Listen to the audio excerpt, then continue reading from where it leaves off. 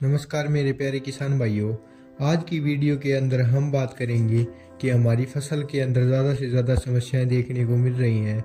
हमारी फसल के अंदर ज़्यादा फुटाव नहीं देखने को मिल रहा है। हमारी फसल के अंदर ज़्यादा पीलापन देखने को मिल रहा है। हमारी फसल के अंदर हम पहला पानी लगाने के बाद दूसरा पानी लगाने के बाद भी हमें पीलापन जारी देखने को मिल रहा है और ज़्यादा से ज़्यादा फुटाव नहीं हो पा रहा है। तो इसका क्या रीज़न है? तो किसान भाइयों, आपको पहले यह जानना होगा कि आपकी फसल के अंदर कौन सी बीमारी है, कौन सी समस्या है जिसका समाधान हो सके। ना कि ऐसे ही कोई भी इंसेक्टिसाइड या कोई भी किसी भी खाद का आप प्रयोग कर रहे हैं जिससे कोई बेनिफिट नहीं देखने को मिल रहा है, आपके पैसे ऐसे ही वेस्ट हो रहे हैं। तो मेरे प्यारे किसान भाइयों, आपको पहले आपकी फसल के अंदर जो समस्या है उसका मेन परफेक्ट रीज़न जानना होगा कि कौन सी समस्या है जिसके कारण हमारी फसल की ग्रोथ रुक रही है और पीलापन ज़्यादा से ज़्यादा हो रहा है। तो मेरे प्यारे किसान भाइयों, अगर आपको यह वीडियो अच्छी लगे या आपको यह जानकारी मिलकर आपको बहुत ज़्यादा बेनिफिट देखने को मिले तो इस वीडियो को ज़्यादा से ज़्यादा किसान भाइयों तक शेयर करें।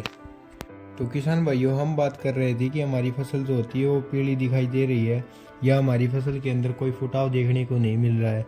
तो उसके मोटे मोटे तीन ही रीज़न होते हैं। तो पहला बात करते हैं, जो हमारी फसल होती है वो ऊपर से तो पीली दिखाई देती है और नीचे जब हम उनकी जड़ देखते हैं तो उसके अंदर कोई भी समस्या नहीं देखने को मिलती।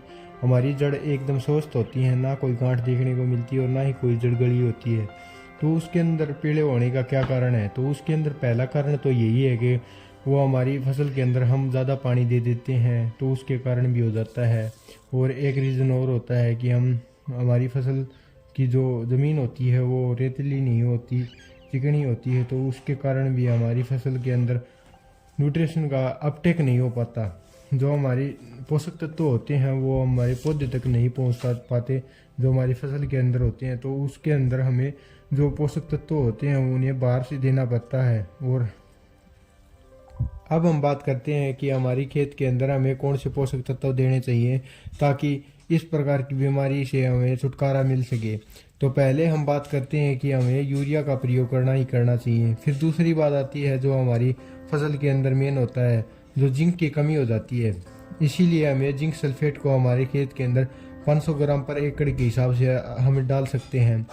फिर उससे हरापन और जो और भी प्रकार के फुटाव होते हैं वो हरे भरे देखने को मिलते हैं और ज़्यादा से ज़्यादा हमारी फसल ग्रोथ पे आ जाती है।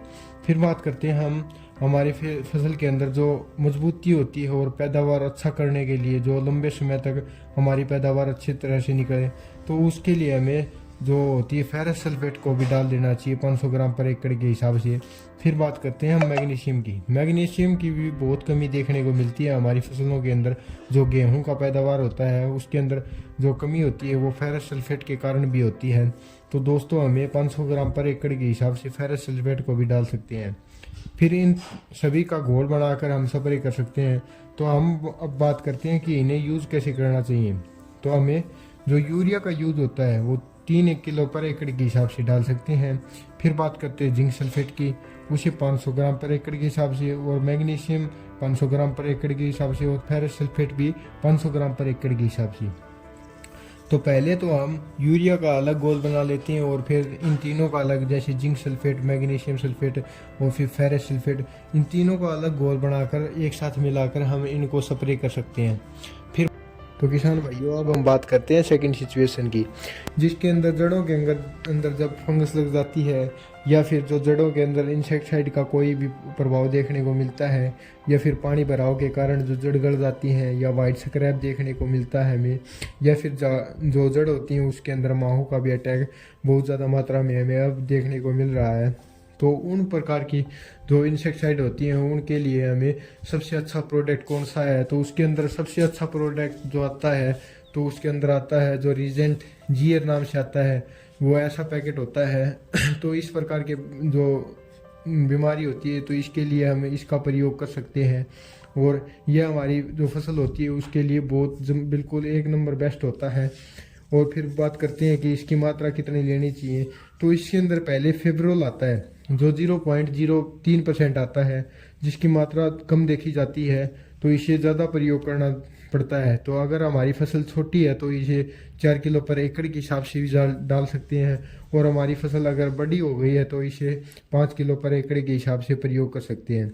वो इसे आसानी से डाल सकें, इसीलिए हमें 2-3 किलो जो यूरिया होती है उसका भी प्रयोग कर लें साथ ही मिला के। सुबह के समय आपकी जो फसल होती है उसके ऊपर ओस होती है और उसके अंदर ये इंसेक्टिसाइड जो चिपक जाती है, जिसके कारण आपके पत्ते जल जाते हैं। तो इसीलिए हमें ये शाम को यूज़ करना चाहिए। फिर हम बात करते हैं कि जो हमारी फसल के अंदर जो जड़ गली होती हैं, जो जड़ गल जाती हैं, तो उसके लिए हम बायोस्टीन फंगी का यूज़ कर सकते हैं। उसके अंदर जो बायोस्टीन के अंदर जो 50% कार्बन डाइऑक्साइड आती है वो हमारी खेत की जो जड़ों को उभारने के लिए बहुत अच्छी होती है। तो और प्यारे किसान भाइयों, अगर आपको हमारी वीडियो अच्छी लगी तो ज़्यादा से ज़्यादा किसान भाइयों तक शेयर करें और हमारे चैनल को ज़रूर जाकर अभी सब्सक्राइब करें। धन्यवाद।